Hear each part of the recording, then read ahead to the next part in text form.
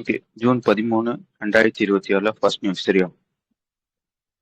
ஆக்சுவலா வந்து இந்த ஃபர்ஸ்ட் நியூஸ்ல வந்து ஒரு ஸ்கீமை பத்தி பேசியிருப்பாங்க. அந்த ஸ்கீமோட பேர் பார்த்துக்கோங்க. ப்ரொடக்ஷன் லிங்க்ட் இன்சென்டிவ் ஸ்கீம் அப்படின்றத அந்த ஸ்கீமோட பேர் சரியா? இது வரைக்கும் என்னென்ன படிச்சோம் அப்படின்னு நான் சொல்லிடுறேன்.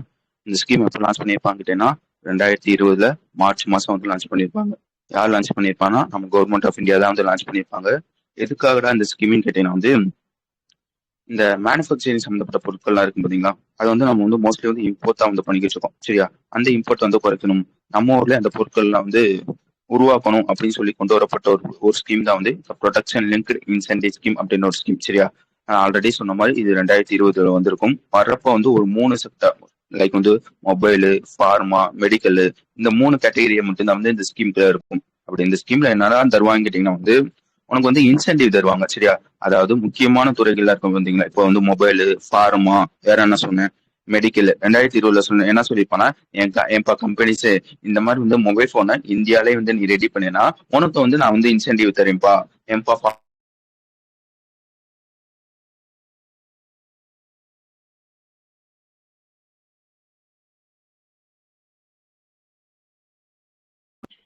எது முடியும் கேட்டுச்சு சரியா? புரிஞ்சுச்சா? இந்த மாதிரி மொபைல், ஃபார்மா, மெடிக்கல் சம்பந்தப்பட்ட விஷயத்த இந்தியால ரெடி பண்ற கம்பெனிக்கு வந்து இன்சென்டிவ் வந்து கொடுப்பாங்க. அதுக்காக கொண்டு வரப்பட்ட ஒரு ஸ்கீம் தான் வந்து இந்த ப்ரொடக்ஷன் லிங்க்டு இன்சென்டிவ் ஸ்கீம்.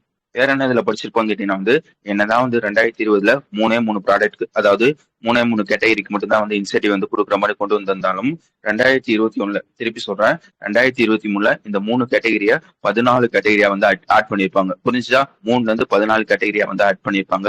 அதுல வந்து டெக்ஸ்டைலையும் சேர்த்திருப்பாங்க. புரிஞ்சுச்சு தானே?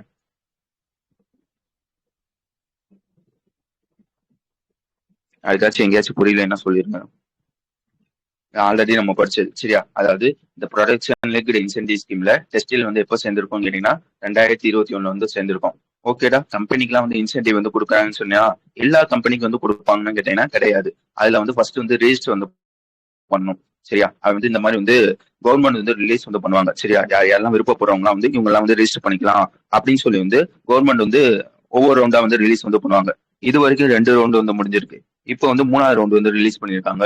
இந்த 3வது ரவுண்ட்ல எத்தனை அடிஷனல் கம்பெனி வந்து ஆட் பண்ணியிருக்காங்கன்னா 22 கம்பெனிஸ் வந்து ஆட் பண்ணியிருக்காங்க. இது வரைக்கும் மொத்தம் வந்து 3 ரவுண்டுன்னு சொன்னேன்னா அந்த 3 ரவுண்ட்ல எத்தனை கம்பெனிஸ் வந்து இருக்குன்னு கேட்டீங்கன்னா 96 கம்பெனிஸ் இருக்கு. இதுக்கு அர்த்தம் என்னன்னு கேட்டீங்கன்னா இந்த 96 கம்பெனிஸ்க்கு வந்து கவர்மெண்ட் வந்து இன்சென்டிவ் வந்து தரப்போறான் அப்படின்றதான் விஷயம். ஆல்ரெடி வந்து 2 ரவுண்ட் வந்து முடிஞ்சிருந்துச்சு. இப்போ 3வது ரவுண்ட்ல 22 கம்பெனிஸ் வந்து ஆட் பண்றாங்க அப்படின்றதுதான் இந்த நியூஸ். வழங்குச்சா? புரிஞ்சுச்சா?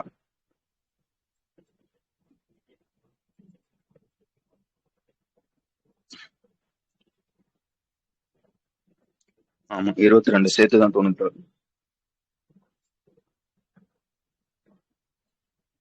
ஓகே. வேற என்ன இதுல படிக்கும்னு கேட்டீங்கன்னா இந்த வாட்டி 22 கம்பெனிஸ் வந்து ஆட் பண்ணிருப்பாங்கன்னு சொன்னா இந்த 22 கம்பெனிஸ் வந்து எவ்வளவு வந்து இந்த மாதிரி வந்து டெஸ்டிலுக்காக இன்வெஸ்ட் வந்து பண்ண போறாங்கன்னா 2339 கோடி வந்து இன்வெஸ்ட் வந்து பண்ண போறாங்க. எதுல எவ்வளவு டேர்ன் ஓவர் வந்து பார்ப்பான்னு கேட்டீங்கன்னா 15,561 கோடி வந்து டேர்ன் ஓவர் வந்து பார்ப்பாங்க அப்படின்றதையும் நான் வச்சுக்கணும். ஓகேடா? இந்த 22 கம்பெனிஸ் வந்து 2339 கோடின்னு சொல்லிட்டு என்ன கம்பெனிஸ் சொன்னேன்? 96 கம்பெனிஸா? 96 கம்பெனிஸ் சேர்த்து வந்து எவ்வளவு வந்து இன்வெஸ்ட் வந்து பண்ணாங்க கேட்டீங்கன்னா 12,12,822 கோடி சரியா? அதே இது டேர்ன் ஓவர் வந்து எவ்வளவு வந்து பாக்குறாங்கன்னா 58,299 கோடி அப்படின்றதையும் சொல்ல தெரியணும். ஓகே. நம்ம வந்து டெஸ்டில் வந்து 2021 வந்து ஆட் பண்ணிருப்பானா எவ்வளவு அவுட்லே வந்து அப்போ வந்து ஒதுக்கி இருப்பான்னு கேட்டீங்கன்னா 10,683 கோடி வந்து ஒதுக்கி இருப்பாங்க அப்படின்றதையும் நான் வச்சுக்காங்க. அதுல இருக்காது. அடுத்த நியூஸ் வந்துருங்க. அடுத்த நியூஸ் என்னன்னு கேட்டீங்கன்னா வந்து ஆக்சுவலா வந்து இது வந்து ஒரு ஏஐ டூல். திருப்பி சொல்றேன், இது வந்து ஒரு ஏஐ டூல். நீங்க வந்து எப்படி வந்து வாட்ஸ்அப்ல மெட்டா ஏஐ வந்து யூஸ் பண்றீங்களோ அதே மாதிரி வந்து ஒரு ஏஐ டூல் தான் வந்து இப்போ லான்ச் வந்து பண்ணிருக்காங்க. யார் வந்து லான்ச் பண்ணிருக்காங்கன்றது முக்கியம். இதை வந்து லான்ச் பண்ணல யாருன்னு கேட்டீங்கன்னா பிசிஏஆர் இருப்பான் பாத்தீங்கன்னா அவன் தான் வந்து இதை வந்து லான்ச் வந்து பண்ணிருப்பாங்க. ஓகேவா? யாருக்காக லான்ச் பண்றாங்கன்னு கேட்டீங்கன்னா வந்து ஃபார்மர்ஸ் இருப்பாங்க பாத்தீங்களா, முக்கிய ஆயில் ஃபார்மர்ஸ் எல்லாம் இருக்கீங்களா?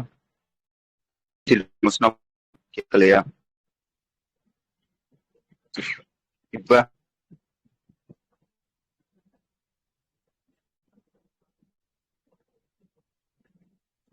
ஓகே. ஆக்சுவலா வந்து ஒரு ஆப் வந்து லான்ச் வந்து பண்ணிருப்பாங்க. அதாவது ஒரு ஏஐ டூல வந்து லான்ச் வந்து பண்ணிருப்பாங்க. அதோட பேர் என்னன்னு கேட்டீங்கன்னா வந்து ஆயில் சீட் கிசான் மித்ரா அப்படின்றது அதோட பேர் சரியா? நான் ஆல்ரெடி சொன்ன மாதிரி இது வந்து ஒரு ஏஐ டூல் தான். இது யாருக்காக லான்ச் பண்ணிருப்பாங்க கேட்டீங்கன்னா ஆயில் சீடு ஃபார்மர்ஸ்க்காக வந்து பண்ணியிருப்பாங்க. அது என்னடா ஆயில் சீடு ஃபார்மர்ஸ்ன்னு கேட்டீங்கன்னா வந்து லைக் வந்து ஆயில் சீடு இருக்கு பாத்தீங்களா, இந்த ஆயில் சீடை நீ நொறுக்கி க்ரஷ் பண்ணி அதுல இருந்து தான் வந்து ஆயில் வந்து எடுப்பாங்க. அந்த மாதிரி இருக்க சீடு இருக்கு பாத்தீங்களா, அதை தான் வந்து ஆயில் சீடுன்னு சொல்லுவாங்க. இந்த ஆயில் சீடை உருவாக்குவாங்க பாத்தீங்களா, அந்த ஃபார்மர்ஸ் தான் வந்து ஆயில் சீடு ஃபார்மர்ஸ்ன்னு சொல்லுவாங்க. இவங்களுக்காக தான் வந்து இப்போ வந்து ஒரு ஆப் வந்து ஒரு ஏஐ டூல் வந்து ரெடி வந்து பண்ணியிருக்காங்க. யார் ரெடி பண்ணியிருக்காங்க கேட்டீங்கன்னா ஐசிஏஆர் தான் வந்து ரெடி பண்ணியிருக்காங்க அப்படின்றதையும் நான் வச்சுக்கோங்க. ஓகேவா? ஓகேடா, ரெடி பண்ணியிருக்காங்கன்னு சொன்னேன். இது வந்து எப்படி வேலை செய்யுன்னு கேட்டீங்கன்னா, இப்போ நான் வந்து ஒரு ஆயில் சீட் ஃபார்மர்ஸ் இருக்குன்னு வச்சுக்காங்க. நான் வந்து இந்த ஏஐ டூல் வந்து எப்படி யூஸ் பண்ணணும்னு கேட்டீங்கன்னா, என்னோட வாட்ஸ்அப்ல ஒரு நம்பர் ஒன்று கொடுப்பாங்க. அந்த நம்பர் பார்த்துக்கோங்க, 4024598180 அப்படின்றது அந்த நம்பர். நார்மலா வந்து எப்படி வந்து எஸ்எம்எஸ் பண்ணுவீங்க, வாட்ஸ்அப்ல நம்பரை சேவ் பண்ணிட்டு எஸ்எம்எஸ் பண்ணுவீங்களா, அதே மாதிரி வந்து இந்த நம்பர் வந்து சேவ் பண்ணிட்டு எப்படி சேவ் பண்ணணும்னு கேட்டீங்கன்னா, ஆயுஷித் கிசான் மித்ரா அப்படின்னு ஒரு பேர்ல வந்து சேவ் வந்து பண்ணிருங்க. சேவ் பண்ணிட்டு நீ வந்து இனிமே வந்து எப்படி வந்து மெட்டா ஏஐட்ட கேள்வி கேட்கறியோ அது மாதிரி வந்து அவங்ககிட்ட அந்த ஏஐட்ட வந்து கேள்வி வந்து கேட்டுக்கலாம். ஓகேவா? என்னென்ன கேள்வி வந்து கேட்டுக்கலாம்னு கேட்டீங்கன்னா, நான் என்ன வெரைட்டி ஆயில் சைடு வந்து யூஸ் பண்ணலாம், எது பெஸ்ட், அதுக்கப்புறம் வந்து எப்படி வந்து அந்த கிராப் அந்த அந்த விளைவிப்போம் பாத்தீங்களா, அந்த கிராப்பை வந்து இம்ப்ரூவ் வந்து பண்றது, அதுக்கப்புறம் வந்து இன்னும் லொட்டு லொசுக்கு என்னென்ன கொஸ்டின் இருக்கோ எல்லா கொஸ்டினும் வந்து இந்த ஏஐ டூல் கீழே வந்து கேட்டுக்கலாம். அந்த ஏஐ டூல் வந்து எப்படி வந்து சாட் இப்படி வந்து உனக்கு ரிப்ளை பண்ணுதோ அதே மாதிரி வந்து அது வந்து ரிப்ளை வந்து பண்ணணும். புரிஞ்சிச்சா? இந்த ஏஐ டூல் வந்து யாருக்காக எதுக்காக லான்ச் பண்ணாங்க, யார் லான்ச் பண்ணாங்க அப்படின்றது. ஓகே, இதை டெவலப் பண்ணது முக்கியம். இதை டெவலப் பண்ணது யாருன்னு கேட்டீங்கன்னா வந்து ஐசிஏஆரோட Indian institute of oil seed research அப்படின்னு ஒருத்தவங்க இருப்பாங்க. அவங்க எங்க இருக்காங்க கேட்டீங்கன்னா ஹைதராபாத்ல இருக்காங்க. அவங்க தான் வந்து இதை வந்து டெவலப் பண்ணாங்க அப்படின்றதையும் சொல்ல தெரியணும். ஓகே, நீ கேள்வி கேட்கறது வந்து எந்த இந்தியன் லாங்குவேஜ்லயும் கேள்வி கேட்டுக்கலாம், அதையும் சொல்லியிருப்பாங்க. இது டெவலப் பண்ணதுக்கு வந்து சில பேர் வந்து ஹெல்ப் வந்து பண்ணிருப்பாங்க, அதாவது கொலாபரேஷன் வந்து பண்ணிருப்பாங்க. யாருன்னு பாத்துக்கோங்க, ஐசிஏஆரோட நேஷனல் சோயாபீன் ரிசர்ச் இன்ஸ்டியூட் அப்படின்னு ஒருத்தவங்களும், ஐசிஏஆரோட கிரவுண்ட் நட், அதே மாதிரி சோயாபீன்ஸ், கிரவுண்ட் நட்ஸ், இந்த மாதிரி வந்து ஆயில் சீட் இருக்கும் பாத்தீங்களா, அவங்களாம் வந்து இதுக்கு வந்து ஹெல்ப் பண்ணிருப்பாங்க அப்படின்றதே நான் வச்சுக்கோங்க. கடைசியா வந்து ஒரு ஸ்டாட்டிக் வந்து சொல்லியிருப்பாங்க. என்ன ஸ்டாட்டிக்னு கேட்டீங்கன்னா வந்து இந்த மாதிரி வந்து ஆயில் சீட் வந்து இந்தியா வந்து யூஸ் பண்றாங்க பாத்தீங்களா, அதுல யூஸ் பண்றதுல 55% வந்து நம்ம வந்து இம்போர்ட் தான் வந்து பண்றோம். சரியா? கிட்டத்தட்ட வந்து எவ்வளவு காசுக்கு வந்து இம்போர்ட் வந்து எவ்வளவு வந்து இம்போர்ட் வந்து பண்றோம்னா 12 இப்படி வச்சுக்காங்க, ப்ரொடியூஸ் பண்றது வந்து 12.2 மில்லியன் டன்ஸ் வந்து ப்ரொடியூஸ் வந்து பண்றோம். புரிஞ்சுச்சா? இந்த சமையல் எண்ணெய் எல்லாம் இருக்கும் பாத்தீங்களா, அந்த சமையல் எண்ணெய் வந்து கிட்டத்தட்ட வந்து 12.2 மில்லியன் டன்ஸ் வந்து ப்ரொடியூஸ் வந்து பண்றோம். இம்போர்ட் பண்றது எவ்வளவுன்னு கேட்டீங்கன்னா வந்து 16 மில்லியன் டன்ஸ் வந்து இம்போர்ட் வந்து பண்றோம். இது வந்து டன்னு கணக்கு. சரியா? அதே இது காசு கணக்குல வந்து எவ்வளவு வந்து இம்போர்ட் வந்து பண்றோம் கேட்டீங்கன்னா வந்து கிட்டத்தட்ட வந்து 1.32 லட்சம் கோடி வந்து இந்த இம்போர்ட்டுக்கு மட்டுமே செலவழிக்கணும். ஓகேவா? இது வந்து என்ன கணக்குன்னு கேட்டீங்கன்னா, இந்தியால இம்போர்ட் பண்றது அதிகமா வந்து காசுபடி வந்து இதை வந்து அதிகமா வந்து இம்போர்ட் வந்து பண்றாங்கன்னா ஃபியூயலை தான் வந்து அதிகமா வந்து இம்போர்ட் வந்து பண்றாங்க. ரெண்டாவது விஷயம், ஃபியூயல்னா புரியுதா, அந்த க்ரூட் ஆயில், இதை தான் வந்து அதிகமா வந்து இம்போர்ட் வந்து பண்றாங்க. ரெண்டாவது என்னன்னு கேட்டீங்கன்னா கோல்டு வந்து ரெண்டாவது வந்து இருக்கும். இப்போ வந்து மூணாவது வந்து யாரு இருக்குன்னு கேட்டீங்கன்னா வந்து யார் வந்து இருக்காங்க கேட்டீங்கன்னா வந்து இப்போ வந்து இந்த எடியபிள் ஆயில் இருக்கு அப்படின்றதையும் சொல்ல தெரியணும். வழங்குச்சா?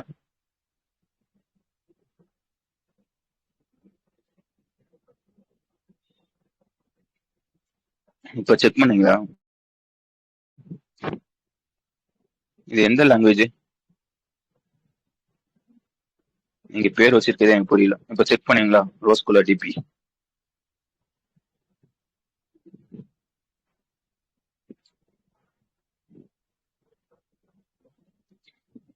சரி பாத்துக்கோங்க, இப்படிதான் வந்து இது வந்து வேலை செய்யும். வழங்குச்சு தானே? புரிஞ்சுச்சு தானே? அடுத்து போலாமா?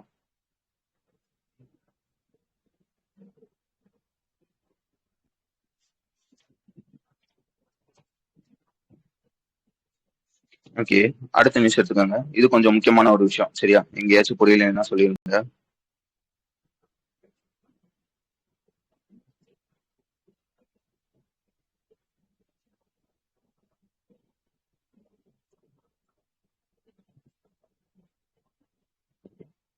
ஓகே, ஃபர்ஸ்ட் விஷயம் பாத்துக்கோங்க, ரெண்டு பேரை பத்தி இதுல பேசியிருப்போம். ஒண்ணு என்னன்னு கேட்டீங்கன்னா வந்து அந்த நியூஸ் தானே இது. ஃபர்ஸ்ட் விஷயம் என்னன்னு கேட்டீங்கன்னா, ரியல் எஸ்டேட் இன்வெஸ்ட்மெண்ட் ட்ரஸ்ட்னா என்ன தெரியும், இன்ஃப்ராஸ்ட்ரக்சர் இன்வெஸ்ட்மெண்ட் ட்ரஸ்ட்னா என்ன தெரியும். அதை பத்தி நான் ஆல்ரெடி சொல்லியிருக்கேன். அது என்னடா இன்ஃப்ராஸ்ட்ரக்சர் இன்வெஸ்ட்மெண்ட் ட்ரஸ்ட்னு கேட்டீங்கன்னா வந்து நானே சொன்ன அதே கதையை சொல்றேன். இப்போ வந்து நம்ம வந்து கவர்மெண்ட் இருக்காங்கன்னு வச்சுக்காங்க, புதுசா வந்து ஒரு ஹைவே வந்து போடணும்னு நினைக்கிறான். சரியா? இல்ல ரெண்டு விஷயம் வந்து பண்ணலாம். ஒண்ணு வந்து அவன் சொந்த காசை யூஸ் பண்ணி வந்து ஹைவே வந்து போடலாம். ஒருவேளை காசு இல்லாட்டி என்ன பண்ணுவாங்க கேட்டீங்கன்னா, அப்போ வந்து இந்த இன்ஃப்ராஸ்ட்ரக்சர் இன்வெஸ்ட்மெண்ட் ட்ரஸ்ட் கையில வந்து வருவாங்க. இது வந்து எப்படி வேலை செய்யும் கேட்டீங்கன்னா, ஆல்ரெடி ஒரு ஹைவே வந்து இருக்கும் பாத்தீங்களா, நல்லா நான் வச்சுக்கோங்க. ஆல்ரெடி ஒரு ஹைவே வந்து இருக்கும் பாத்தீங்களா, அந்த ஹைவே வந்து லைக் வந்து ஒரு இன்வெஸ்ட்மெண்ட் மாதிரி வந்து வச்சிருவாங்க. இல்ல என்ன சொல்லுவாங்கன்னா வந்து இந்த ஹைவேல வந்து மக்கள் இந்த ஏபிசி இந்த மாதிரி வந்து ஏகப்பட்ட இன்வெஸ்டர் வந்து இருப்பாங்க. இதுல வந்து யார் வேணா வந்து இந்த ஹைவேல வந்து இன்வெஸ்ட் பண்ணிக்கலாம்.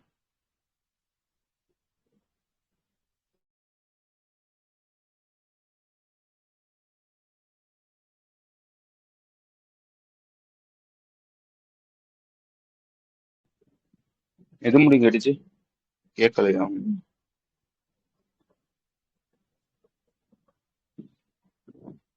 ஹைவே, நிறைய ஹைவே சொன்னேன். சரி, இப்படி வாங்க, ஃபர்ஸ்ட்ல இருந்து வாங்க. அதாவது இன்ஃப்ராஸ்ட்ரக்சர் இன்வெஸ்ட்மெண்ட் ட்ரஸ்ட், சரியா? அது என்ன கதைன்னு கேட்டீங்கன்னா, இப்போ கவர்மெண்ட் வந்து ஒரு ஹைவே வந்து போறான்னு வச்சுக்கோங்க. இது வந்து இப்போ வந்து என்ன பண்ணுவாங்க கேட்டீங்கன்னா வந்து அவன்கிட்ட கையில காசு இல்ல, சரியா? இப்ப என்ன பண்ணுவாங்க கேட்டீங்கன்னா வந்து இந்த ட்ரஸ்ட் கீழ வந்து போவாங்க. இந்த ட்ரஸ்ட் என்ன பண்ணுவாங்க கேட்டீங்கன்னா, ஆல்ரெடி இருக்க ஹைவேல லைக் வந்து ஒரு ஆல்ரெடி ஒரு ஹைவே இருக்குன்னு வச்சுக்கோங்க. அந்த ஹைவே வந்து ஒரு இன்வெஸ்ட்மெண்ட் டூல் மாதிரி வந்து ரெடி பண்ணிடுவாங்க. இப்ப என்ன பண்ணுவாங்க வந்து மக்கள் வந்து லைக் வந்து என்ன மாதிரி உங்களை மாதிரி இருக்க மக்கள் இருப்பாங்க பாத்தீங்களா, அவங்க என்ன பண்ணுவாங்கன்னா வந்து லைக் வந்து இத்தனை கோடி அத்தனை கோடி சொல்லி வந்து இன்வெஸ்ட் வந்து பண்ணுவாங்க. இப்ப இன்வெஸ்ட் பண்றப்போ வந்து ஃபியூச்சர் வந்து ஒரு மணி வந்து கலெக்ட் ஆகுமா, அந்த மணியை யூஸ் பண்ணி அவன் வந்து ஹைவே வந்து போட்டுக்கிறோம். ஓகேடா, இப்போ இன்வெஸ்ட் பண்ணவங்களுக்கு என்ன கதை கேட்டீங்கன்னா, ஆல்ரெடி இருக்க ஹைவேல தான் வந்து இன்வெஸ்ட் வந்து பண்ணிருப்பாங்க.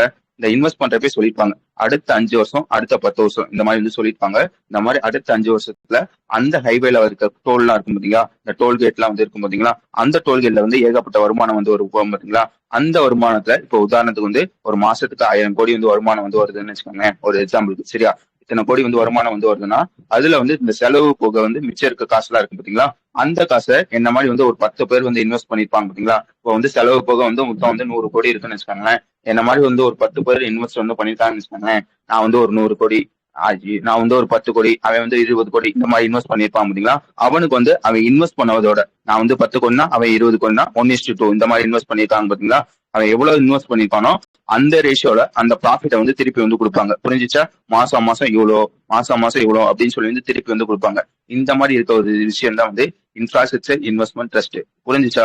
இதனால என்ன ஆகும் கேட்டீங்கன்னா, கவர்மெண்ட்டுக்கு வந்து மொத்தமா வந்து ஒரு அமௌண்ட் வந்து கிடைக்கும். அவன் வந்து இந்த மாதிரி வந்து ஹைவே வந்து போட்டுக்கலாம். அதே இது நம்ம இன்வெஸ்டருக்கு வந்து என்ன கிடைக்கும் கேட்டீங்கன்னா வந்து அவனுக்கு வந்து மாசம் மாசமா வருஷமா வந்து இன்ட்ரெஸ்ட் வந்து கிடைக்கும். ஓகேவா? 2 பேருக்கு வந்து பயனடைஞ்சுக்கிடுவாங்க. இதுதான் வந்து இன்ஃப்ராஸ்ட்ரக்சர் இன்வெஸ்ட்மெண்ட் ட்ரஸ்ட்னு சொல்லுவாங்க. விளங்குச்சா? இப்படிதான் இது வேலை செய்யும்.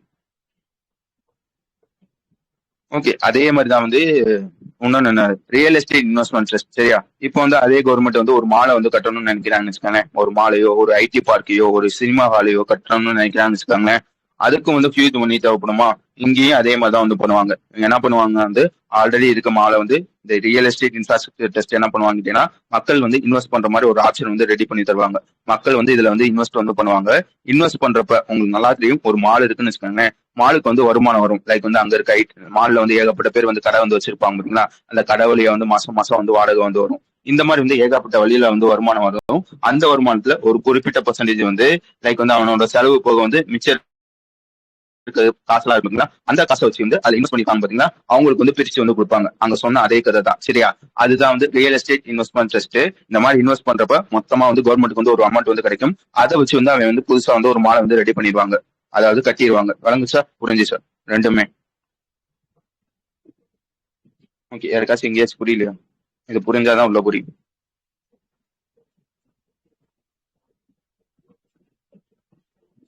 ஓகே, இப்போ இந்த நியூஸ்குள்ள வந்து வாங்களேன். இப்போ இப்போ வந்து ஆர்பி வந்து சில பல கண்டிஷன் வந்து போட்டிருக்காங்க. என்ன கண்டிஷன் வந்து போட்டிருக்காங்கன்னா, என் பேங்க் இந்த மாதிரி வந்து இந்த real estate investment trust, infrastructure investment trust இவங்கலாம் சொன்னேன் பாத்தீங்களா, அவங்க வந்து என்ன பண்ணுவாங்க கேட்டீங்கன்னா, ஒரு ஹைவே கட்டுறதுக்கு வந்து ஒரு 100 கோடி தேவைப்பட்டுச்சுன்னா, இந்த மாதிரி நான் சொன்னேன் பாத்தீங்களா, அது வழியா வந்து இன்வெஸ்டர் வழியா வந்து ஒரு 80 கோடி வந்து அடைஞ்சிட்டாங்கன்னு வச்சுக்கோங்க. மிச்சம் 20 கோடி இருக்கு பாத்தீங்களா, அதுக்கு வந்து பேங்க் தான் வருவாங்க. சரியா? இந்த மாதிரி வந்து எனக்கு 20 கோடி லோன் வேணும், 30 கோடி லோன் வேணும் அப்படின்னு சொல்லி வந்து பேங்க் தான் வந்து வருவாங்க. அப்ப என்ன சொல்றாங்க ஆர்பிஐ, என் பேங்க் இந்த மாதிரி வந்து ரியல் எஸ்டேட் இன்வெஸ்ட்மெண்ட் ட்ரஸ்ட்டுக்கோ இன்ஃப்ராஸ்ட்ரக்சர் இன்வெஸ்ட்மெண்ட் ட்ரஸ்ட்டுக்கோ நீ வந்து லோன் தர பாத்தீங்களா, இந்த லோன் தரதுல சில பல கண்டிஷன் வந்து நான் வந்து இப்போ வந்து போடுறேன், அதை வந்து நீ வந்து ஃபாலோ பண்ணணும் அப்படின்னு சொல்லி வந்து சில கண்டிஷன் வந்து போட்டிருப்பாங்க. கிட்டத்தட்ட வந்து ஒரு 8 வித கண்டிஷன் வந்து போட்டிருப்பாங்க. ஃபர்ஸ்ட் கண்டிஷன் என்னன்னு கேட்டீங்கன்னா, எங்கேயாச்சும் புரியலன்னா சொல்லிருங்க. ஃபர்ஸ்ட் கண்டிஷன் என்னன்னு கேட்டீங்கன்னா, இந்த ஓவர்சீஸ் பிரான்ச், சரியா? அது என்னடா ஓவர்சீஸ் பிரான்ச்னு கேட்டீங்கன்னா வந்து இப்போ வந்து எஸ்பிஐயோட பிரான்ச் வந்து வெளிநாட்டுல இந்த மாதிரி இருக்கும் பாத்தீங்களா, அந்த மாதிரி இருக்க ஓவர்சீஸ் பிரான்ச் இனிமே வந்து இந்த ரியல் எஸ்டேட் இன்வெஸ்ட்மெண்ட் ட்ரஸ்ட்ல இல்லைன்னா வந்து இன்ஃப்ராஸ்ட்ரக்சர் இன்வெஸ்ட்மெண்ட் ட்ரஸ்ட்லயோ இந்த மாதிரி வந்து ஓவர்சீஸ் பிரான்ச் வந்து இந்த ரியல் எஸ்டேட் இன்வெஸ்ட்மெண்ட் ட்ரஸ்ட்டுக்கோ இன்ஃப்ராஸ்ட்ரக்சர் இன்வெஸ்ட்மெண்ட் ட்ரஸ்ட்டுக்கோ லோன் வந்து தரக்கூடாது. முன்னாடி இந்த ரூல்ஸ் படி என்னன்னு கேட்டீங்கன்னா லோன் வந்து தரக்கூடாது. இப்ப என்ன சொல்றாங்க கேட்டீங்கன்னா வந்து தந்துக்கலாம்ப்பா, ஆனா வந்து ஒரு கண்டிஷன் படி சொல்லியிருக்காங்க, நீ கொடுக்குற லோன் வந்து சிண்டிகேட் லோனா வந்து இருக்கணும். புரிஞ்சுச்சா? இப்ப வந்து ஒரு ரியல் எஸ்டேட் இன்வெஸ்ட்மெண்ட் ட்ரஸ்ட் அவனுக்கு வந்து ஒரு 1000 கோடி வந்து தேவைப்பட்டுச்சுன்னு வச்சுக்காங்களேன், இந்த மாதிரி ஓவர்சீஸ் பிரான்ச் வந்து லோன் வந்து கொடுத்துக்கலாம். ஆனா வந்து சிண்டிகேட் லோனா தான் கொடுக்கணும். சிண்டிகேட் லோன்னா புரியுதா? லைக் வந்து குரூப் ஆஃப் லோன். இப்ப வந்து SBI, HDFC, ICICI எல்லாமே சேர்ந்து வந்து லோன் வந்து கொடுப்பாங்க பாத்தீங்களா, அதான் வந்து சிண்டிகேட் லோன் சொல்லுவாங்க. தனியா கொடுக்காம 2-3 பேங்க் வந்து சேர்ந்து வந்து தருவாங்க பாத்தீங்களா, அதுதான் வந்து சிண்டிகேட் லோன் தருவாங்க சொல்லுவாங்க. வழங்குச்சா? நீ வந்து லோன் வந்து இனிமே கொடுத்துக்கலாம், ஆனா வந்து சிண்டிகேட் லோனா தான் கொடுக்கணும் அப்படின்றத சொல்லியிருக்காங்க. வழங்குச்சா? ஓகே. அதுலயும் என்னன்னு கேட்டீங்கன்னா வந்து மேக்ஸிமம் கான்ட்ரிபியூஷன் வந்து 20%. இப்போ வந்து என்ன சொல்றாங்க கேட்டீங்கன்னா வந்து இந்த ரியல் எஸ்டேட் இன்வெஸ்ட்மெண்ட் ட்ரஸ்ட் எடுத்துக்காங்க, அவனுக்கு வந்து ஒரு 10,000 ரூபாய் கோடி வந்து தேவைப்படுதுன்னு வச்சுக்காங்க. இந்த சிண்டிகேட் லோன் வழியா தராங்க பாத்தீங்களா, லைக் வந்து எக்ஸாம்பிளுக்கு வந்து எப்படி சொல்றது, SBI, HDFC, ICICI இந்த 3 பேர் வந்து சிண்டிகேட் லோன் வழியா வந்து இந்த 10,000 கோடி வந்து தராங்கன்னா, இல்ல SBI, HDFC, ICICI மொத்தம் வந்து 3 பேர் இருக்காங்க. இந்த 3 பேரு அதிகபட்சம் வந்து எவ்வளவு கான்ட்ரிபியூட் வந்து பண்ண முடியும்னா இந்த 10,000 கோடியில 20%. புரிஞ்சுச்சா? மேக்ஸிமம் கான்ட்ரிபியூஷன் எவ்வளவுன்னு கேட்டீங்கன்னா அந்த 10,000 கோடியில அதிகபட்சம் வந்து 20 கோடி தான் வந்து ஒரு பேங்க் வந்து கான்ட்ரிபியூட் வந்து பண்ணணும் அப்படின்றதையும் சொல்லியிருக்காங்க. புரிஞ்சுச்சா? விளங்குச்சா? First condition. முன்னாடி பண்ணவே கூடாது, இப்ப பண்ணிக்கலாம். சிண்டிகேட் வழியா தான் வந்து பண்ணணும். அப்படியே பண்ணணும் அதிகபட்சம் 20% தான் வந்து ஒரு பேங்க் வந்து கான்ட்ரிபியூட் வந்து பண்ணணும்.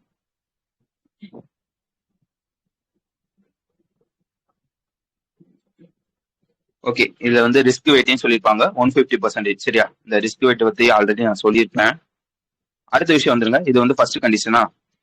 ரெண்டாவது கண்டிஷன் என்னன்னு கேட்டீங்கன்னா இன்சால்வன்சி. அதானே இன்சால்வன்சினா புரியுதா? இப்போ வந்து நான் வந்து லோன் வந்து வாங்கிட்டேன் என்னால வந்து திருப்பி வந்து கொடுக்க முடியல, வந்து அதை வந்து ரெக்கவர் வந்து பண்ணுவாங்க பாத்தீங்களா, அதை தான் வந்து இன்சால்வன்சின்னு சொல்லுவாங்க.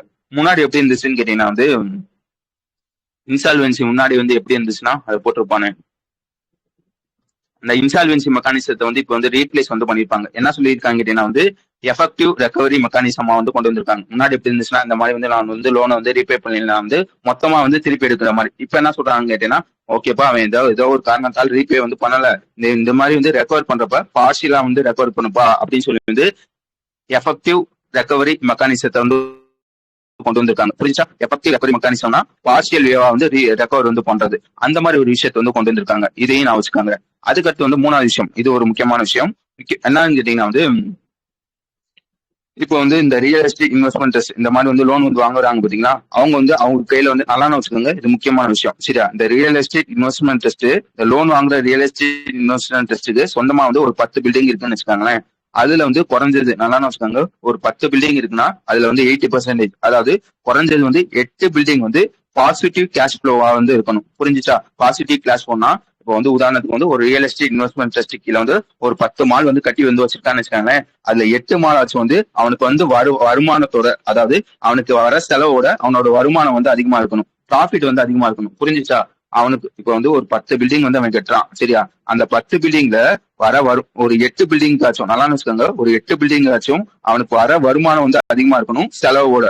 அந்த மாதிரி இருந்தா வந்து அவனுக்கு வந்து லோன் வந்து தரணும் அப்படின்றத சொல்லியிருக்காங்க.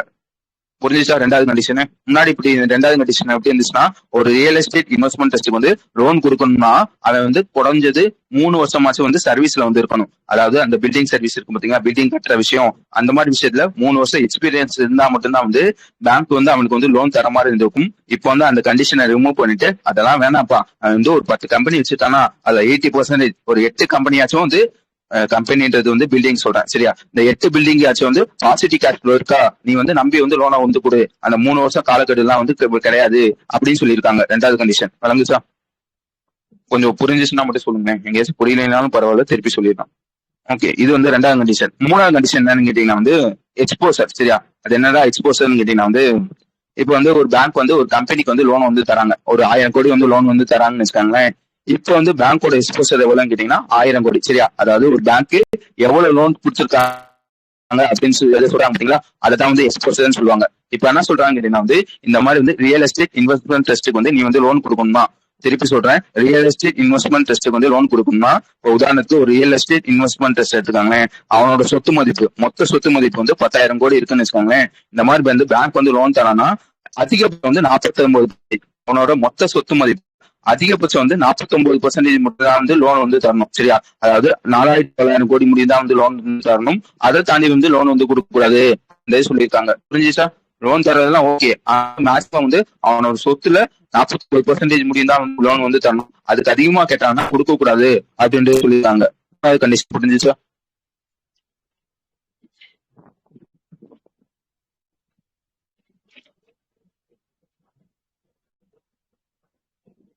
ஓகே, அடுத்த விஷயம் என்னன்னு கேட்டீங்கன்னா வந்து ரியல் அட்வர்ஸ் ரெகுலேட்டரி ஆக்ஷன் அப்படின்னு சொல்லுவாங்க. அது என்ன கேட்டீங்கன்னா இந்த ரியல் எஸ்டேட் இன்வெஸ்ட்மெண்ட் ட்ரஸ்ட் இந்த மாதிரி இருக்காங்க பாத்தீங்கன்னா, அந்த கம்பெனி மேல வந்து ஏதாச்சும் வந்து ஒரு ரெகுலேட்டரி ஆக்ஷன், ஏதாச்சும் வந்து தப்பு பண்ணி வந்து இருப்பாங்க பாத்தீங்கன்னா, அந்த மாதிரி கம்பெனிக்கு வந்து பேங்க் வந்து லோன் கொடுக்க கூடாது அப்படின்னு சொல்லி ஒரு சில மாற்றம் கொண்டு வராங்க. நீ வந்து அவனுக்கு வந்து லோன் கொடுக்க வேணும் அப்படின்றத வந்து நீ வந்து இப்ப வந்து கொடுக்குறப்ப, ஆனா வந்து என்ன பண்ற, கொடுக்குறப்ப வந்து நல்லா விசாரிச்சுட்டு இன்வெஸ்டிகேட் பண்ணிட்டு வந்து கொடு அப்படின்றத சொல்லியிருக்காங்க. இது வந்து எத்தனாவது? 4வது கண்டிஷனா. சரி, அடுத்து வந்து 5வது விஷயம் என்னன்னு கேட்டீங்கன்னா, ஸ்ட்ரெஸ் ப்ராஜெக்ட் எல்லாம் இருக்கும் பாத்தீங்களா, ரொம்ப தலைவலி பிடிச்சப்படாது, அதுக்கெல்லாம் வந்து லோன் கொடுக்கறது வந்து அவாய்ட் வந்து பிடிக்கப்பா அப்படின்றத சொல்லியிருக்காங்க. அதுக்கு வந்து புல்லட் ரீபேமெண்ட். என்னடா புல்லட் ரீபேமெண்ட் கேட்டீங்கன்னா வந்து, இப்போ வந்து நான் வந்து லோன் 5 வருஷத்துக்கு லோன் வந்து வாங்குறேன், 500 கோடி வந்து லோன் வந்து வாங்குறேன். இப்ப என்ன பண்ணுவாங்க கேட்டீங்கன்னா, கம்பெனி முதல் வருஷத்துல ஒரு 50 கோடி ரீபே பண்ணிட்டு கடைசி வருஷத்துல மொத்தமா மிச்சம் இருக்க 50 கோடி ரீபே வந்து பண்ணுவாங்க. இதான் ரீபேமெண்ட் சொல்லுவாங்க. அந்த புல்லட் ரீபேமெண்ட்டுக்கு வந்து இப்போ வந்து ரெஸ்ட்ரிக்ஷன் வந்து போட்டிருக்காங்க. இதுதான் வந்து 6வது விஷயம். தூங்கிட்டீங்களா? இருக்கீங்களா? கணக்கு இருக்கீங்க?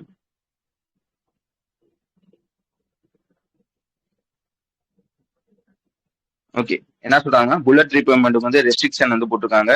அதுல வந்து ஒரே ஒரு இது விளக்கு மட்டும் கொடுத்துருப்பாங்க. என்னன்னு கேட்டீங்கன்னா வந்து, இந்த பாண்டு டிபெஞ்சர்ஸ் வழியா வந்து வாங்குவாங்க பாத்தீங்களா, அவங்க வந்து இந்த புல்லட் ரீபேமெண்ட் வந்து பண்ணிக்கலாம். மிச்சம் எல்லாத்துக்குமே வந்து ரெஸ்ட்ரிக்ஷன் வந்து போட்டிருக்காங்க அப்படின்றதையும் நான் வச்சுட்டாங்க. அடுத்த விஷயம் என்னன்னு கேட்டீங்கன்னா வந்து, இந்த மாதிரி வந்து ரியல் எஸ்டேட் இன்வெஸ்ட்மெண்ட் ட்ரஸ்ட்டுக்கோ இன்ஃப்ராஸ்ட்ரக்சர் இன்வெஸ்ட்மெண்ட் ட்ரஸ்ட்டுக்கோ பேங்க் வந்து லோன் தரப்ப வந்து அவனோட இந்த ப்ரொடெக்ஷனுக்காக எடுத்து வந்து வைப்பாங்க பாத்தீங்களா, இந்த மாதிரி எடுத்து வந்து கண்டிப்பா வந்து வைக்கணும் அப்படின்னு இருப்பாங்க.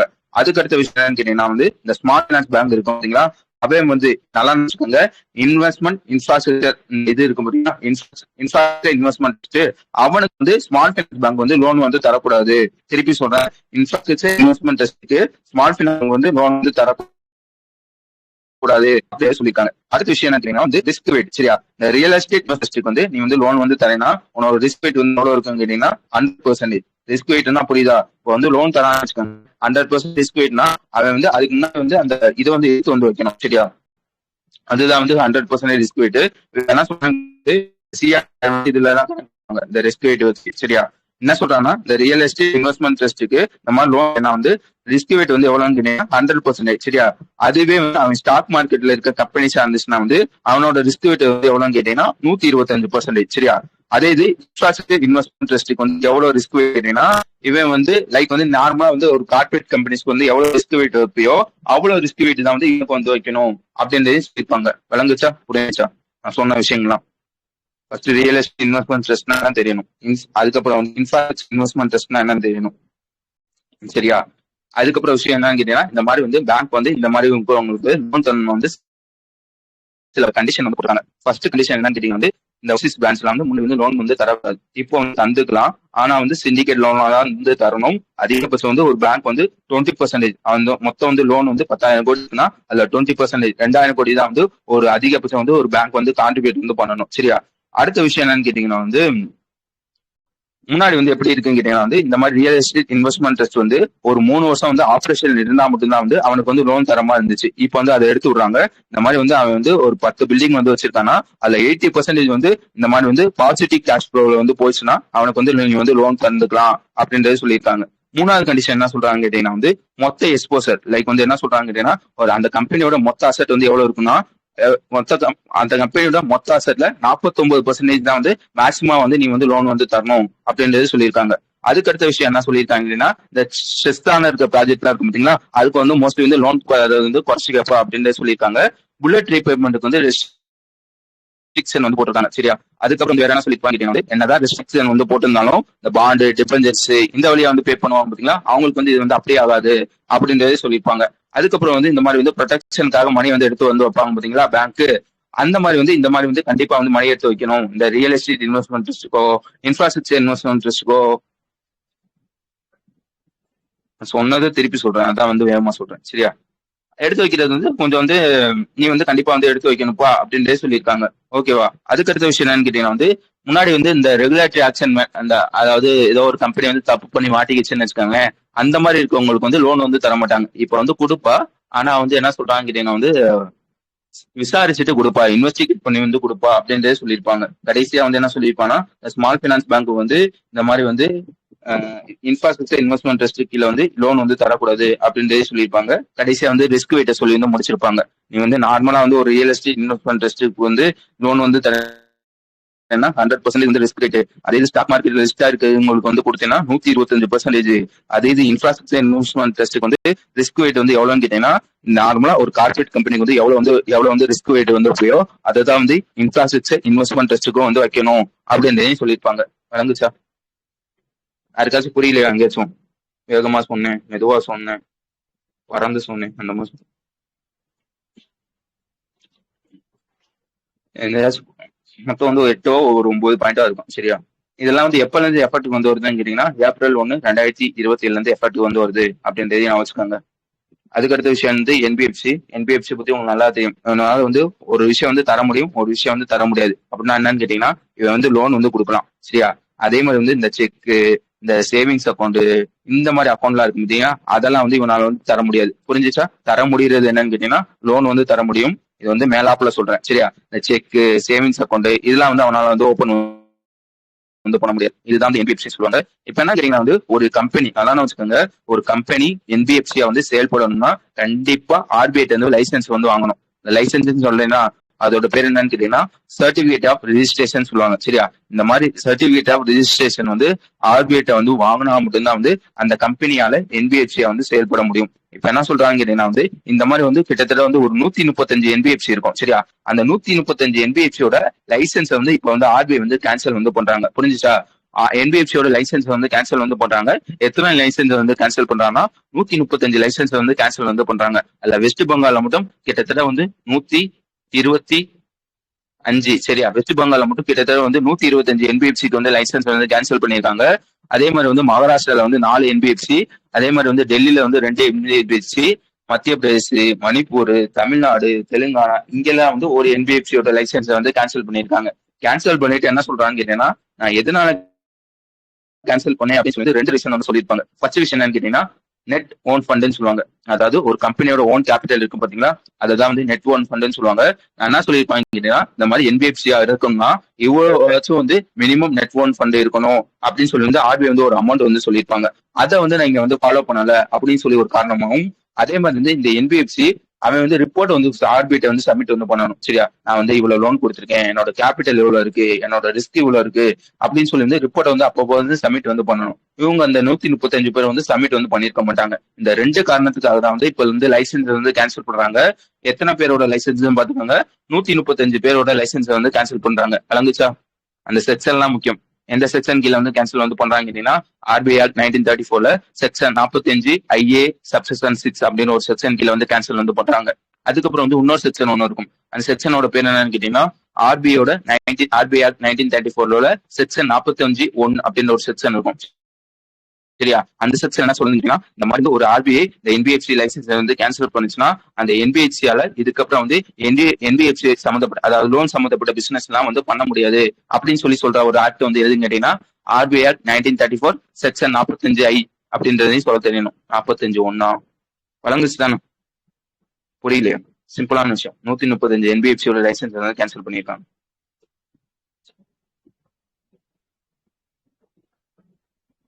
அது என்னென்ன எது அப்படின்றத கொடுத்துருப்பான். முக்கியமான இதெல்லாம் கொடுத்துருப்பான். படிக்க முடிஞ்சா படிச்சுக்கோங்க. Akshay physical service limited, alpha type private limited, இந்த மாதிரி என்பிஎஃப்சியோட பேர்லாம் கொடுத்துருப்பாங்க. ஓகே, அதுக்கடுத்த விஷயம் வந்துங்க, இதுவும் ஆர்பிஐ நியூஸ் தான். இதுல என்ன சொல்லியிருப்பாங்க கேட்டீங்கன்னா வந்து கமர்ஷியல் பேங்க் பத்தி பேசியிருப்பாங்க. சரியா? கமர்ஷியல் பேங்க்னா என்ன தெரியும் பாத்தீங்களா? அது என்னடா கமர்ஷியல் பேங்க்னு கேட்டீங்கன்னா வந்து பேங்க்ல எல்லா வித லைக் என்ன சொல்றது டெபாசிட், லோனு இந்த மாதிரி வந்து எல்லா வித ஆப்ரேஷனும் பண்ற பேங்க் இருக்கு பாத்தீங்களா, சிம்பிளா சொன்னா எல்லா மக்களுக்கும் எல்லா வித ஆபரேஷனும் புரிஞ்சுச்சா.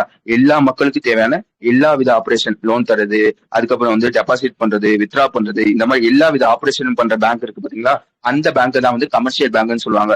இப்ப ஆர்ஆர்பி எடுத்துக்காங்களேன், ஆர்ஆர்பி வந்து முழுக்க முழுக்க வந்து இந்த ரீஜனல் அந்த கிராமத்து சைட்ல இருக்கவங்களுக்கு மட்டும்தான். அது வந்து எல்லா பேங்க்கும் கிடையாது. அது வந்து கமர்ஷியல் பேங்க்ல வந்து வராது. ஆனா வந்து இது எஸ்பிஐ, ஹெச்டிஎஃப்சி, ஐசிஐசிஐ இது எல்லாமே வந்து கமர்ஷியல் பேங்க்கு கீழே வந்து வந்துடும். வழங்குச்சு தானே, ஆல்ரெடி நிறைய வாட்டி சொன்னது. ஓகே தானே? ஓகே, இப்ப வந்துருங்களேன். இப்ப என்ன பண்ணிருக்காங்கன்னா வந்து ஆர்பிஐ வந்து புதுசா வந்து ஒரு ஒரு ரூல்ஸ் வந்து போடுறாங்க. சரியா, எப்படி வச்சுக்காங்க, இந்த ஒரு ரூல்ஸ் வந்து போடுறாங்க. இந்த ரூல்ஸ் வந்து எப்பல இருந்து எஃபெக்ட்க்கு வந்து வரப்போகுதுன்னா ஜனவரி 1 2027 இருந்து எஃபெக்ட் வந்து வரப்போகுது. என்ன சொல்றாங்க கேட்டீங்கன்னா வந்து இந்த மாதிரி எந்த கமர்ஷியல் பேங்கா இருந்தாலும், நல்லா வச்சுக்கோங்க, எந்த கமர்ஷியல் பேங்கா இருந்தாலும் இவன் என்ன பண்ணணும்னு கேட்டீங்கன்னா வந்து இனிமே சரியா 3 ஆபீசர் வந்து மஸ்டா வந்து அப்பாயின்மெண்ட் வந்து பண்ணணும். புரிஞ்சுச்சா. எந்த கமர்ஷியல் பேங்கா இருந்தாலும், எஸ்பிஐ, ஹெச்டிஎஃப்சி எந்த பேங்கா இருந்தாலும் நீ வந்து கண்டிப்பா வந்து இனிமே என்ன பண்ணணும் வந்து மஸ்டா வந்து ஒரு 3 ஆபீசரை வந்து வேலைக்கு வந்து போடணும். ஃபர்ஸ்ட் ஒருத்தவங்க பேரோட பேர் பார்த்துக்கோங்க, சிஆர்ஓ. சிஆர்ஓன்னா என்னன்னு கேட்டீங்கன்னா சீஃப் ரிஸ்க் ஆபீசர் அப்படின்னு ஒரு ஆபீசர், சிஓஓ அப்படி சி அதாவது சீஃப் கம்ப்ளைண்ட் ஆபீசர் அப்படின்னு ஒருத்தவங்களும், ஹெட் ஆஃப் இன்டர்னல் ஆடிட் அப்படின்னு ஒருத்தவங்க. சரியா, இந்த 3 ஆபீசர் வந்து இனிமே வந்து மஸ்ட் எந்த பேங்க் எந்த கமர்ஷியல் பேங்கா இருந்தாலும் இந்த 3 ஆபீசர் வந்து இனிமே வந்து கண்டிப்பா இருக்கணும் அப்படின்னு சொல்லி வந்து ஆர்பிஐ வந்து ரூல்ஸ் வந்து போட்டிருக்காங்க. எதுக்காகடா இந்த விஷயம் பண்றாங்கன்னு கேட்டீங்கன்னா, இந்த சிஆர்ஓன்னு சொன்னேன் பாத்தீங்களா, அவங்களோட வேலை என்னன்னு கேட்டீங்கன்னா இந்த மாதிரி பேங்க் வந்து லோன் வந்து தருது பாத்தீங்களா, அந்த லோன் தரதுல எது எதுலாம் வந்து ரிஸ்கான லோனு இந்த மாதிரி வந்து கண்டுபிடிக்கிறதுக்காக சிஆர்ஓ வந்து போட்டிருப்பாங்க. ஓகேவா. அதே மாதிரி வந்து சிசிஓட வேலை என்னன்னு கேட்டீங்கன்னா வந்து இந்த மாதிரி ஆர்பிஐ ஏதாச்சும் வந்து புதுசா வந்து ரூல்ஸ்னா அந்த ரூல்ஸ் வந்து பேங்க் வந்து ஃபாலோ பண்றாங்க இல்லையா அப்படின்றது பாக்குறதுக்காக சிசிஓ வந்து போட்டிருக்காங்க. அதுக்கப்புறம் வந்து ஹெச்ஏ அதாவது ஹெட் ஆஃப் இன்டர்னல் ஆடிட் அப்படின்னு வந்து போட்டிருக்காங்க. இவங்களோட வேலை என்னன்னு கேட்டீங்கன்னா வந்து பேங்க் இருக்கு பாத்தீங்களா, பேங்க் பண்ற ஆபரேஷன் வந்து ப்ராப்பரா தான் பண்றா அப்படின்றது வந்து ஆடிட் பண்றதுக்காக அவங்க வந்து போட்டிருக்காங்க. இவங்க என்ன சொல்றாங்க கேட்டீங்கன்னா வந்து இந்த 3 பேர் சிஆர்ஓ, சிசிஓ, ஹெச்ஏ இவங்க பாத்தீங்களா, இவங்க 3 பேரும் ஒவ்வொரு 3 மாசத்துக்கு ஒரு வாட்டி, நல்லா வச்சுக்கோங்க, அதாவது ஒவ்வொரு குவார்டருக்கு ஒரு வாட்டி வந்து இந்த போர்டு மீட்டிங்னு ஒரு மீட்டிங் இருக்கும். சரியா, அந்த மீட்டிங்ல வந்து இந்த போர்ட்ஸ் அந்த ஆபீசர்ஸ் எல்லாம் இருக்கும் இல்லையா, அவங்ககிட்ட வந்து இந்த மாதிரி ரிப்போர்ட் வந்து சப்மிட் பண்ணும். இந்த 3 மாசத்துல நான் என்ன பண்ணேன், எது பண்ணேன், இந்த மாதிரி பேங்க் வந்து எவ்வளவு வந்து ரிஸ்க் இருக்கு, இந்த மாதிரி வந்து ரிப்போர்ட்டை ஒவ்வொரு 3 மாசத்துக்கு ஒரு வாட்டி வந்து போர்டு வந்து சப்மிட் வந்து பண்ணணும் அப்படின்றதையும் நான் வச்சுக்கோங்க. அதே மாதிரி வந்து என்ன எப்படி வந்து போர்டுல வந்து இந்த மாதிரி ரிப்போர்ட்டை வந்து சப்மிட் வந்து பண்றானோ, என்னென்ன ரிப்போர்ட்னு பாத்துக்கோங்க, ரிஸ்க், ஆடிட் ஏதாச்சும் வந்து பிரச்சனை இருந்துச்சுன்னா வந்து, அதுக்கப்புறம் வந்து ஏதாச்சும் கம்ப்ளைண்ட் இருந்துச்சுன்னா வந்து இதெல்லாம் வந்து போர்டு வந்து சப்மிட் வந்து பண்ணணும். அதே மாதிரி வந்து எம்டி அண்ட் சிஓட்ட வந்து ஒரு சில பல விஷயத்த வந்து சப்மிட் வந்து பண்ணணும். அது என்னென்னு கேட்டீங்கன்னா வந்து அதோட பேர் இருப்பாங்க, நல்ல பேர், அட்மினிஸ்ட்ரேட்டிவ் சம்பந்தப்பட்ட விஷயம். சரியா, அதாவது ஸ்டாஃபோட இந்த ஸ்டாஃப் இருப்பாங்க அவங்க வந்து ஏதாச்சும் வந்து பிரச்சனை இருந்துச்சுனாவோ, இல்லைன்னா வந்து ஆபீஸ்ல வந்து ஏதாச்சும் வந்து பிரச்சனை இருந்துச்சுனாவோ, அந்த பிரச்சனையை யார்கிட்ட வந்து சொல்லணும்னு கேட்டீங்கன்னா ஏஜென்ட்ஸ் வந்து சொல்லணும். புரிஞ்சுச்சா. போர்ட் வந்து என்ன பேங்க் சம்பந்தப்பட்ட ரிஸ்க், அதுக்கப்புறம் வந்து ஆடிட்ல வந்து ஏதாவது பிரச்சனை இருந்துச்சுன்னா, அதுக்கப்புறம் வந்து அந்த ப்ராப்ளம் மாதிரி இருக்கும் பாத்தீங்களா, அவங்களோட போர்டு டீம்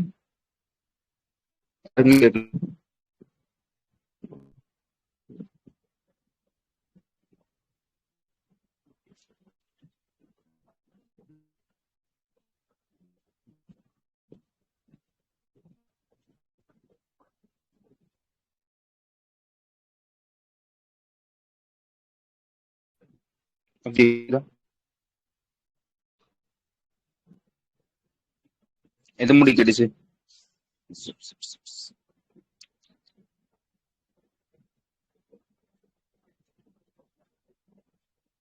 புரிஞ்சிச்சு தானே. அந்த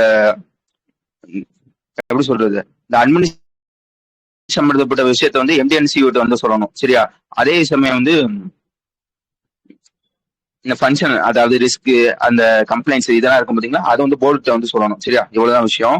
வேற என்ன இதுல நீங்க பார்க்கணும்னு கேட்டீங்கன்னா வந்து இந்த மாதிரி போடுறாங்க பாத்தீங்களா, இந்த சிஓஓ அதாவது CRO, CCO, head of internal audit இந்த மாதிரி வந்து போடுறாங்க பாத்தீங்களா, அவங்களோட டென்யூர் வந்து எத்தனை வருஷம் இருக்குன்னு கேட்டீங்கன்னா 3 வருஷம் வந்து இருக்கும். ஒருவேளை அவங்க வந்து ஏதாச்சும் பஞ்சாயத்து பண்ணிட்டாங்கன்னு வச்சுக்கோங்களேன், அவங்கள வந்து ரிமூவ் பண்றது பொறுப்பு வந்து போர்டுக்கு தான் வந்து இருக்கு. சரியா, இந்த போர்டு நினைச்சா வந்து அவங்கள வந்து ரிமூவ் வந்து பண்ணிக்கலாம் அப்படின்றதையும் சொல்லியிருப்பாங்க.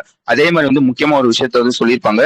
இந்த மாதிரி வந்து போடுறாங்க பாத்தீங்களா, பேங்க்லயே வந்து ஒரு ஆர்டர் ஒன்று இருக்கும். ஃபர்ஸ்ட் விஷயம் என்னன்னு கேட்டீங்கன்னா வந்து ஓகே, பேங்கோட போர்டு வந்து டாப்ல இருப்பாங்க. அடுத்து வந்து யார் இருப்பாங்க கேட்டீங்கன்னா வந்து லெவல் 1ல வந்து எம்டிஎன்சிஓ வந்து இருப்பாங்க. அதுக்கப்புறம் வந்து கொஞ்சம் கீழே வந்து எக்ஸிகியூட்டிவ் டைரக்டர் வந்து இருப்பாங்க, உங்களுக்கு நல்லா தெரியும். அடுத்து வந்து ஜிஎம் சொல்லுவாங்க, அதுக்கப்புறம் வந்து டிஜிஎம் சொல்லுவாங்க, அடுத்து ஆர்எம் சொல்லுவாங்க, அடுத்து சிஎம் சொல்லுவாங்க, அடுத்து பிஎம் சொல்லுவாங்க, இந்த பிஓ கிளர்க்கு, இந்த மாதிரி வந்து அந்த லெவல் வந்து வரிசையா வந்து வரும். இப்ப என்ன சொல்றாங்கன்னா இந்த மாதிரி வந்து இந்த சிஆர்ஓஓ, சிசிஓஓ இல்லைன்னா வந்து இன்டர்னல் ஆடிட்டோட ஹெட் இவங்களை வந்து போடுறா பாத்தீங்களா, இவங்க வந்து எந்த லெவல்ல இருக்கும்னா, நல்லா வச்சுக்கோங்க, இந்த என்டிஎன் சிஓ இருக்கும் பாத்தீங்களா, அவங்க வந்து ஒரு 2 லெவல் வந்து கீழே, நல்லா வச்சுக்கோங்க, அதிகபட்சம் வந்து 2 லெவல் கீழே தான் வந்து இருக்கணும். அதை தாண்டி வந்து இருக்கக்கூடாது. புரிஞ்சுச்சா? என்டிஎன் சிஓ கீழே வந்து யார் இருக்காங்க? Executive director, GM, DGM. இந்த 2 லெவல் அதிகபட்சம் வந்து 2 லெவல் தான். சரியா? 2ஆ 3ஆ எங்க போட்டிருக்காங்க? 2ஆ 3ஆ 2 பட்சமா நான் இருக்கு இப்படி நினைச்சுக்கோங்க, நாட் மோர் தென் 2. சரியா? அவங்க வந்து எய்தர் வந்து எக்ஸிகியூட்டிவ் டைரக்டரா இருக்கலாம், ஜிஎம் இருக்கலாம். இந்த மாதிரி இருக்கவங்க தான் வந்து நீ வந்து சிஆர்ஓஓ, சிசிஓஓ, ஹச்ஐஓ போடணும் அப்படின்றது சொல்லியிருக்காங்க. வழங்குச்சு தானே? அவ்வளவுதான் அதுல இருக்கும். அதுக்காச்சும் எங்கேயாச்சும் புரியலையா? விட்டு விட்டு கேட்டுச்சு, அப்பப்போ கேட்காம போச்சு.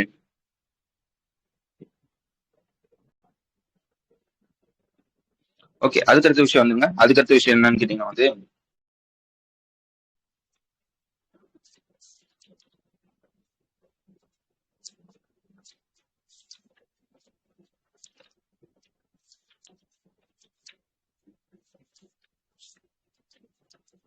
எங்க புரியல?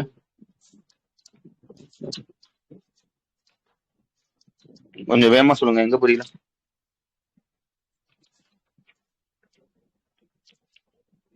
இருக்காங்களா? போயிட்டாங்க? யாருக்குமே கேட்கல நான் பேசுறது.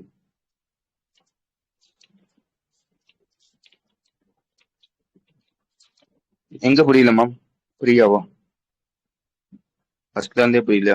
ஒரு கமர்ஷியல் பேங்க் இருக்குன்னு வச்சுக்கோங்க. இந்த கமர்ஷியல் பேங்க்ல இனிமே எந்த கமர்ஷியல் பேங்கா இருந்தாலும் அந்த பேங்க்ல வந்து ஒரு 3 ஆபீசர் வந்து மஸ்ட் அப்பாயின்மெண்ட் வந்து பண்ணணும் அப்படின்னு சொல்லி வந்து ஆர்பிஐ வந்து ஒரு ரூல்ஸ் வந்து போட்டிருக்காங்க. சரியா? அது எந்த கமர்ஷியல் பேங்கா இருந்தாலும், எஸ்பிஐயோ ஹெச்டிஎஃப்சியோ யாரா இருந்தாலும் ஒரு 3 ஆபீசர் வந்து உங்க பேங்க்ல வந்து கண்டிப்பா வந்து இருக்கணும் அப்படின்னு சொல்லி வந்து ஒரு ரூல்ஸ் வந்து போட்டிருக்காங்க.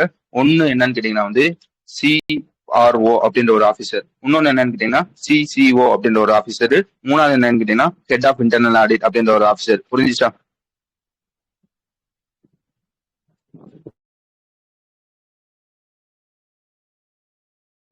ஓகே, அவ்வளவுதான் இருக்கும்.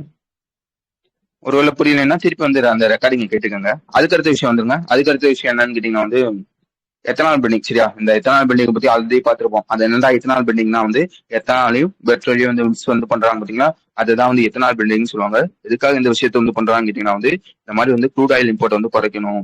இந்தியா வந்து மோஸ்டா வந்து க்ரூட் ஆயில் வந்து 85% வந்து இம்போர்ட் வந்து பண்றாங்க. ஓகேவா? மோர் தென் 85% வந்து இம்போர்ட் வந்து பண்றாங்க.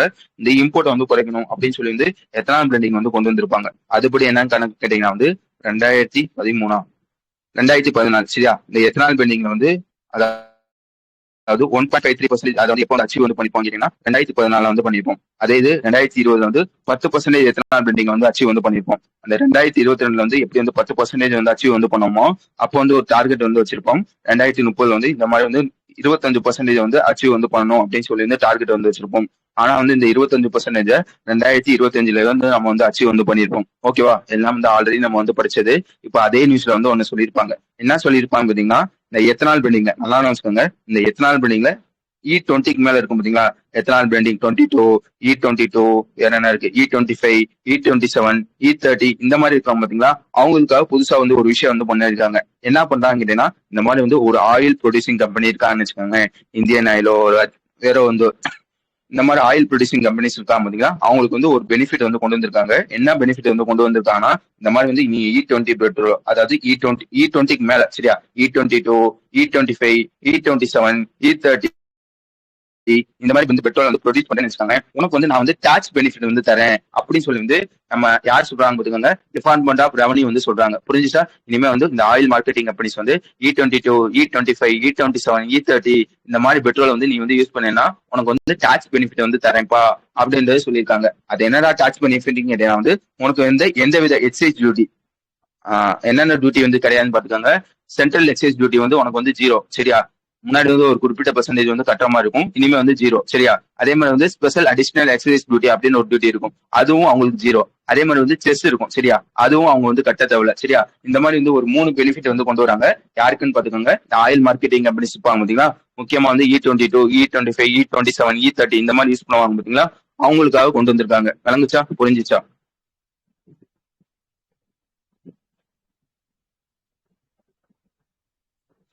வேற என்னன்னா நம்ம ஆல்ரெடி படிச்சதுதான் போட்டிருப்பாங்க சரியா. இந்த மாதிரி இ டுவெண்ட்டி தான் வந்து இப்ப வந்து நம்ம யூஸ் வந்து பண்ணிருக்கோம். அந்த இ 20க்கு வந்து பிஸ் வந்து ஒரு ஸ்டாண்டர்ட் வந்து ஃபிக்ஸ் வந்து பண்ணிருப்பாங்க. 19850 2026 அப்படின்னு ஒரு ஸ்டாண்டர்ட் வந்து ஃபிக்ஸ் பண்ணிருப்பாங்க. அதையும் நம்ம ஆல்ரெடி படிச்சது சரியா, அதையும் மென்ஷன் பண்ணிருப்பாங்க. வேற என்ன இதுல படிக்கணும், மிச்சம்லாம் ஆல்ரெடி சொன்னதுதான் சரியா. எக்ஸைஸ் டியூட்டினா புரியுதா, ஒரு ப்ராடக்டை இந்தியாவிலே நீ வந்து ப்ரொடியூஸ் பண்ற பார்த்தியா, அந்த ப்ராடக்ட் வந்து நீங்க கண்டிப்பா வந்து வரி வந்து கட்டணும். அதை தான் வந்து எக்ஸைஸ் டியூட்டின்னு சொல்லுவாங்க. ஒருவேளை நீ வந்து இந்த இ 22 இ 25 இ 27 இ 30 இதெல்லாம் வந்து இந்தியாவிலே ப்ரொடியூஸ் பண்ணேன்னா, ஏன்டா இதெல்லாம் வந்து எக்ஸ்போர்ட் தானே பண்றாங்க, எதுக்கா வந்து இவன் வந்து இந்தியாவில வந்து ப்ரொடியூஸ் வந்து பண்ண போறான்னு கேட்டீங்கன்னா, நல்லா வச்சுக்கோங்க, நம்ம எக்ஸ்போர்ட் பண்றது க்ரூட் ஆயில மட்டும் தான் வந்து எக்ஸ்போர்ட் வந்து பண்ணுவோம். அந்த க்ரூட் ஆயில் வந்து பெட்ரோலாவோ டீசலாவோ இந்த மாதிரி விஷயத்த வந்து இந்தியாவில தான் வந்து ப்ரொடியூஸ் வந்து பண்ணுவோம். அந்த மாதிரி ப்ரொடியூஸ் பண்றது இந்தியாவில தான் வந்து பண்ணுவாங்க சரியா. அந்த மாதிரி பண்ணுவாங்க பாத்தீங்களா, அவங்களுக்கு வந்து இனிமே வந்து எக்ஸைஸ் டியூட்டி வந்து கிடையாது. என்ன மாதிரி இருந்தாங்க கேட்டீங்கன்னா, இந்த இ 22 இ 25 இ 27 இ 30 இந்த மாதிரி ப்ரொடியூஸ் பண்ணாங்கன்னா அவங்களுக்கு வந்து எக்ஸைஸ் டியூட்டி வந்து கிடையாது. ஓகே தானே, தெளிவா புரிஞ்சுச்சு. இம்போர்ட் தானே பண்றாங்க, இதுக்கு எதுக்கு எக்ஸைஸ் டியூட்டின்னு கேட்டீங்கன்னா, எக்ஸைஸ் டியூட்டினா ஒரு பொருள் இந்தியாவுக்குள்ள வந்து ஒரு மேனுஃபேக்சர் பண்ற பொருளுக்கு தான் வந்து இந்த எக்ஸைஸ் டியூட்டி வந்து போடுவாங்க. ஓகே ஓகே புரிஞ்சுச்சு தானே, ஓகே சூப்பர். ஓகே, இதுக்கப்புறம் விஷயம் என்னன்னு கேட்டீங்கன்னா கொஞ்சம் வேகமா முடிக்கணும். ஃபர்ஸ்ட் விஷயம் என்னன்னு கேட்டீங்கன்னா, நம்ம மினிஸ்டர் ஆஃப் டிஃபென்ஸ் இருப்பான் பாத்தீங்களா, அவன் வந்து ஒருத்தவங்க கூட வந்து கான்ட்ராக்ட் வந்து போட்டிருப்பாங்க. பெங்களூரை சேர்ந்த ASSPL அப்படின்னு ஒரு கம்பெனி இருப்பாங்க, ஒரு பிரைவேட் லிமிடெட் இருப்பாங்க. அவங்க கூட வந்து ஒரு கான்ட்ராக்ட் வந்து போட்டிருப்பாங்க. என்ன சொல்லியிருப்பாங்கன்னா, ஏன்ப்பா ASSPL நீ என்ன பண்ற, என் கையில வந்து ஒரு ஒரு 449 கோடி சரியா, இந்த 449 கோடியை இது வந்து கையில வச்சுக்க, இதை வச்சுட்டு வந்து ஜாமர் வந்து பண்ணி தரணும். புரிஞ்சுச்சா, எந்த மாதிரி ஜாமர் கேட்டீங்கன்னா வந்து இந்தியாக்குள்ள வந்து வருதுன்னு வச்சுக்காங்களேன், அதை பிளாக் பண்ற மாதிரி ஒரு ஜாமர் சரியா.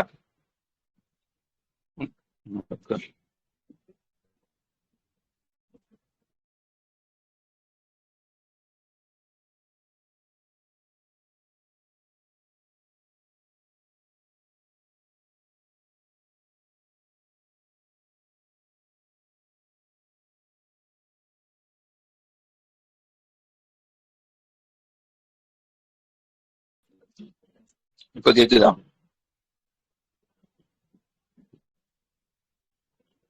நியூஸ்குள்ள வந்துருங்க சரியா. கான்டாக்ட் பண்றாங்க பாருங்க, மினிஸ்டர் ஆஃப் டிஃபென்ஸும் பெங்களூரை சேர்ந்த ASSPL அப்படின்னு ஒருத்தவங்களும் கான்டாக்ட் வந்து விடுறாங்க. என்ன சொல்றாங்கன்னா, மினிஸ்டர் ஆஃப் டிஃபென்ஸ் வந்து ஒரு 449 கையை கொடுத்துட்டாங்க, இதை வந்து நீ வந்து வச்சுக்க, இது எனக்கு 20 ஜாமர் வந்து பண்ணி தரணும். எந்த மாதிரி ஜாமர்னு பாத்துக்கோங்க, என்ஹான்ஸ் கேப்பபிலிட்டி. என்ன ஹலோ,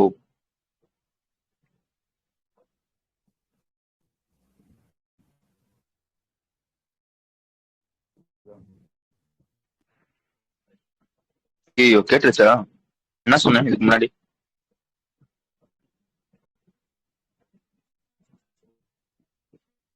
அவ்வளவுதான் கேட்டுச்சா, ரைட் விடுங்க. ஓகே, என்ன சொன்னேன், மினிஸ்டர் டிஃபென்ஸ் இருப்பான் பாத்தீங்களா, அவன் பெங்களூர் வந்து ASSP அவங்க 2 பேர் வந்து ஒரு கான்ட்ராக்ட் வந்து போட்டுருக்காங்க. என்ன சொல்லியிருக்காங்கன்னா, ஒரு 449 கோடி கிட்ட வந்து கொடுத்துருக்காங்க சரியா. கொடுத்து வந்து எனக்கு வந்து ஒரு 20 ஜாமர் வந்து பண்ணித்தா அப்படின்றத சொல்லியிருக்காங்க.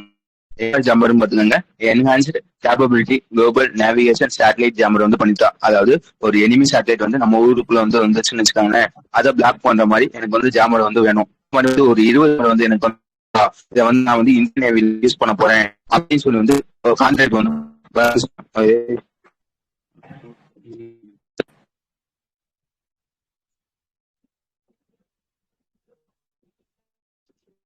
அவங்க தான் கேக்குது, உங்களுக்கு மட்டும் என்ன ஆயிடுங்கிறது.